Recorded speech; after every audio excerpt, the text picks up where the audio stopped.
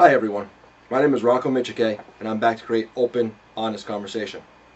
In my last episode, I said I wanted to talk about one of our country's most influential leaders. That leader is David Miller. Now I know most of you are thinking, who was David Miller? Well, let me tell you about him. I learned many things from David Miller, but two things in particular stand out to me.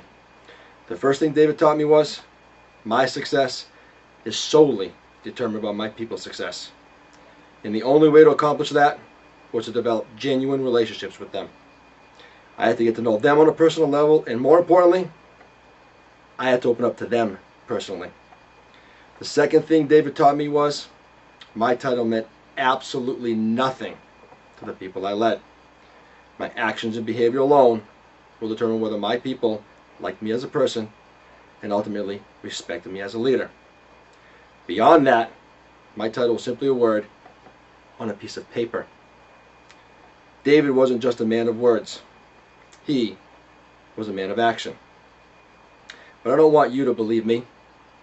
I want you to listen to what other people said about David when we learned he had died and how he inspired and moved them.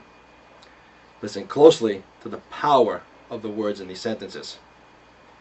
David was genuinely interested in all of his staff, not only on a professional level, but also on a personal one.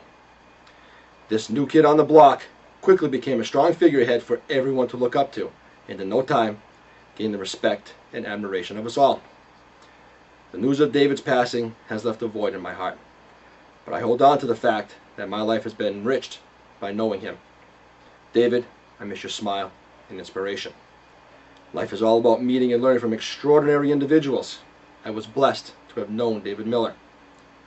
He always left his meetings motivated and inspired to excel in your job, but to appreciate your staff because they contribute to your success.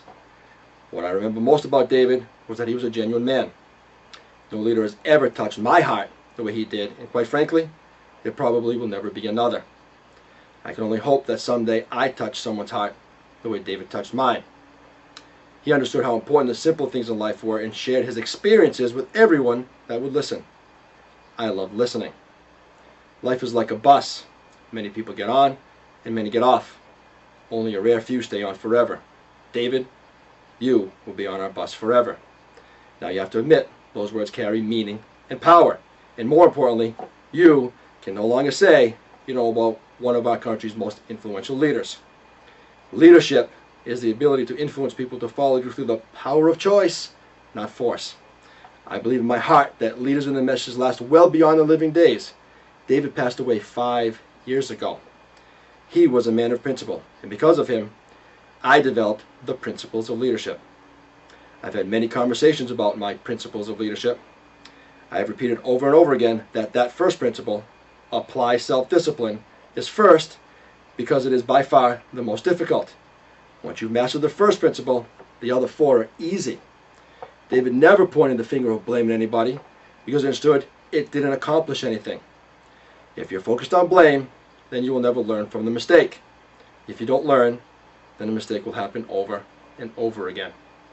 He understood that finger pointing only served to separate people. His focus was on resolving the problem and helping his people along the way. If he could be honest with himself and his actions, then he could be open and honest with his people. That principle drew people to him and ultimately created trust. People liked David as a person first and respected him as a leader. They wanted to work hard for him because they didn't want to disappoint him. Since I like to get people thinking, here's something for you to ponder. Our presidential debates are always the same. One candidate is pointing the finger of blame at the other candidate. They never hold themselves accountable for their actions. If they stop blaming each other for 1 minute, maybe they can start focusing on the truth and the role they played in the problem. All they need to do is ask this one simple question. What could I have done, or what could I do better? If they truly think and are honest with themselves, they will learn, grow, and succeed. We need leaders who are willing to think and apply principles during these difficult times, not point fingers. If you want to learn about David Miller and my principles of leadership, buy my book. Visit my website at www.tpolconsultants.com. Don't be fooled by my title, The Principles of Leadership. This is not a business book. This is an educational book for adults. I share my life experiences with the hope that I can help you think differently. And if you happen to be in a traditional leadership position, then I'm beginning to accomplish my goal of helping our country. I recently had a conversation with my friend Greg. I happened to sit at his cubicle and noticed the drawing that he had done. It sparked my curiosity. He told me he drew it because he was having a bad day. I was hooked. He said he needed to gain perspective and think differently. I was truly hooked.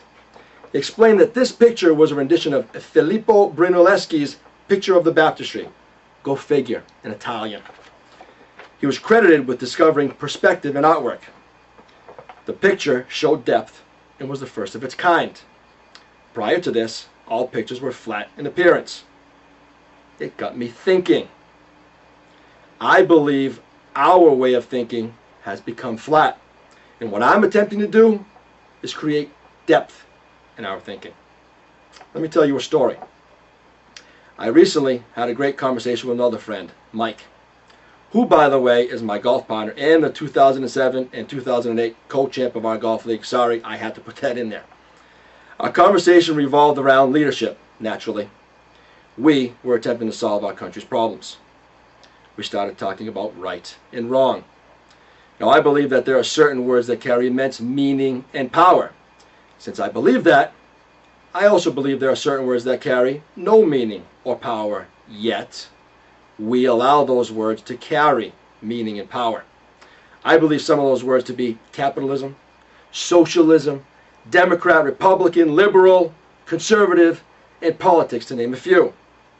Mike went on to say that right versus wrong can typically be understood through common sense thinking. I completely agreed.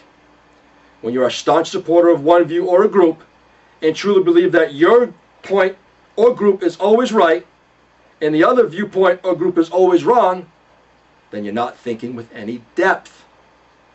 Both views may have valid points and joined together could come up with valid solutions.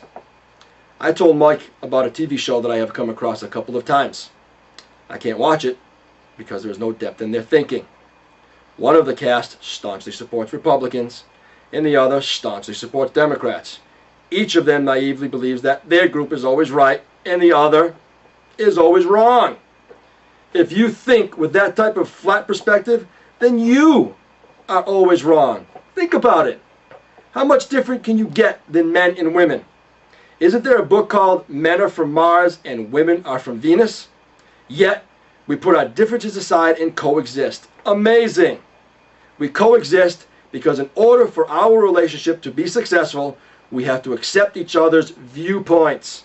And in doing so, we gain perspective and ultimately create depth in our thinking. We need to stop giving so much value to meaningless words. They only serve to cloud and confuse things.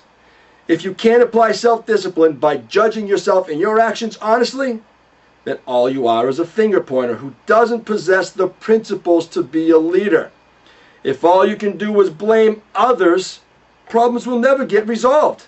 If our leaders don't stop pointing the finger of blame at others, our country will never resolve its problems. I plan on creating additional episodes each and every month. And I'm not going away because I'm still angry. And the angrier I get, the more I think. I think you need to start getting angry too. We all have a responsibility to our country. But my hope is that at one point, something I say will inspire you to move.